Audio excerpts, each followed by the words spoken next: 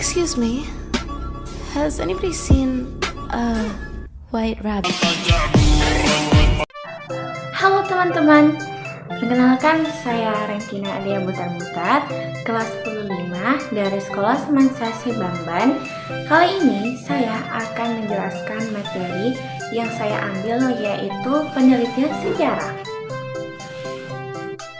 Yap, penelitian sejarah. Setelah saya menentukan topik apa yang hendak saya teliti, saya kemudian membuat rumusan masalah dalam bentuk pertanyaan penelitian. Pertanyaan saya ini tentunya harus mencakup 5 W dan 1 H ya. Oke, setelah itu saya bisa memulai melakukan penelitian sejarah. Tunggu, ternyata dalam penelitian sejarah itu tidak boleh loh sembarangan, harus ada metode yang dilakukan. Kira-kira apa saja ya metodenya? Metode pertama yang dilakukan para penelitian sejarah yaitu mencari dan menentukan sumber-sumber sejarah yang dibutuhkan metode. Ini bisa kita sebut dengan heuristik. Sumber yang bisa digunakan itu terbagi menjadi 2, yaitu sumber primer dan sumber sekunder. Yuk, akan kutunjukkan apa itu sumber-sumber tersebut. Nah, di atas meja itu ada catatan harian dokumen-dokumen hasil wawancara dan foto-foto sejarah. Barang-barang inilah yang merupakan contoh dari sumber primer, di mana sumber primer ini merupakan sumber yang berasal langsung dari para pelaku sejarah. Apabila memerlukan sumber, bisa mengakses melalui website Lembaga Arsip Nasional Republik Indonesia, yaitu andri.go.id. Bahwa itu berupa laporan penelitian ensiklopedia, catatan lapangan penelitian, dan buku. Kalau barang-barang ini termaksud dari sumber sekunder loh. Sumber sekunder ini merupakan sumber yang berasal dari pihak yang bukan pelaku sejarah, melainkan pihak lain di luar para pelaku sejarah. Sebagai contohnya, misalnya, nih kamu ingin meneliti satu candy. Kamu harus mengetahui latar belakang dari candy tersebut melalui laporan penelitian atau buku. Lalu untuk mendapatkan ukuran foto dan hal-hal lain yang aktual, kamu perlu mendapatkan data primer sehingga kamu harus mengunjungi candi tersebut secara langsung. Oke, setelah selesai, selanjutnya yang akan aku lakukan yaitu membuktikan yang sumber sejarah yang diperoleh atau biasa disebut dengan kritik atau verifikasi. Ada 2 macam kritik yang perlu diketahui. Ada kritik ekstern atau autentik, di mana kritik ini dilakukan terhadap keakuratan dan keaslian sumber. Sedangkan kritik intern atau kredibilitas ini merupakan kritik terhadap kredibilitas sumber. Langkah selanjutnya yaitu aku akan menganalisis sumber sejarah dengan menafsir dan memahami makna keterkaitan dan berbagai sumber sejarah. Apakah ada sebab akibatnya ataupun ada kolerasinya dari sumber sejarah yang telah divertifikasi. Nah, metode penelitian sejarah ini bisa disebut dengan interpretasi untuk berimajinasi yang terbatas.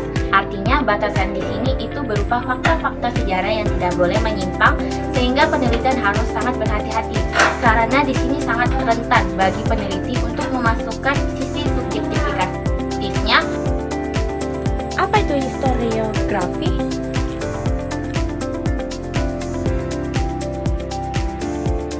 Oh ya, untuk lebih jelasnya, sore hari ini saat sedang bermain di halaman rumahku, aku membayangkan jika di halaman rumahku ini terdapat hal-hal sejarahnya. Misalnya, ketika aku menggali lubang di halaman rumahku ini, tiba-tiba muncul prasasti tersebut hingga bisa menemukan asal usulnya. Nah, jadi deh penemuanku ini sebagai sumber sejarah. Lalu aku berpikir, bagaimana ya caranya supaya sumber sejarah yang sudah aku temui kritis dan maknai ini bisa diperkenalkan kepada orang banyak? Oh iya, aku ingat tadi di sekolah aku diterangkan oleh guru sejarah aku bahwa untuk menjawab pertanyaan tersebut kita perlu memahami yang namanya historiografis, berasal dari kata historia yang artinya sejarah dan grafia yang artinya penulisan. Singkatnya, historiografi ini adalah penulisan sejarah. Menurut Lohanda, tahun 2011, kesuksesan seorang sejarawan itu diukur dari historiografis, sehingga historiografis menjadi salah satu bentuk komitmen keseriusan dalam berbicara ilmu sejarah.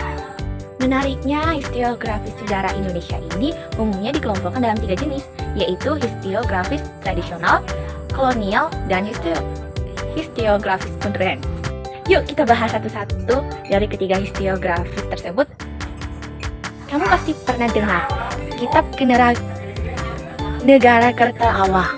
Yap, kitab yang tertulis oleh beberapa Chad pada zaman Kerakota Majapahit. Itu merupakan salah satu contoh dari historiografis tradisional. Historiografis tradisional merupakan tulisan sejarah dari masa kerajaan Hindu-Buddha hingga masuknya Islam di Indonesia.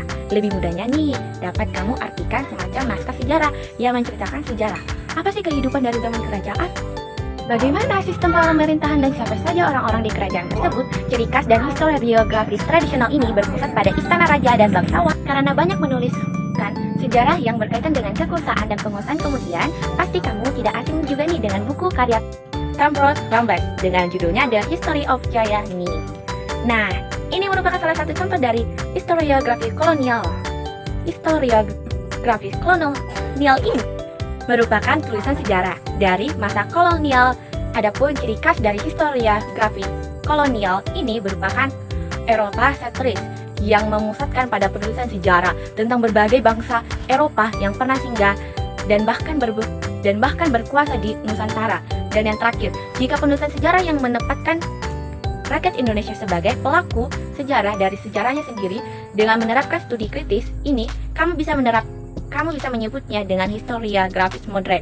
Ciri khas dari historiografir ini adalah Indonesia sentris. Contohnya berupa buku berjudul Pemberontakan Petani Banten tahun 1888 karya Sartono Kartodirjo loh.